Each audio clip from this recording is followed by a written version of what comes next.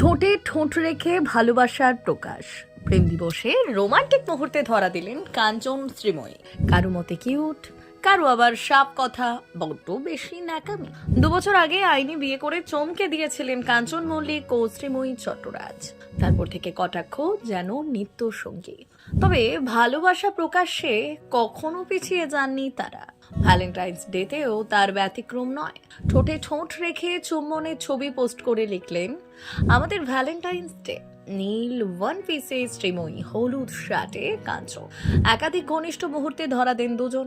আর তাতে সোশ্যাল মিডিয়ায় ট্রোলের বন্যা। কেউ বললেন বড্ড বেশি ন্যাকামি, কেউ টানলেন অতীতের প্রসঙ্গত 2024 সালের 14ই ফেব্রুয়ারি আইনি বিয়ে, 25শে মার্চ সামাজিক বিয়ে।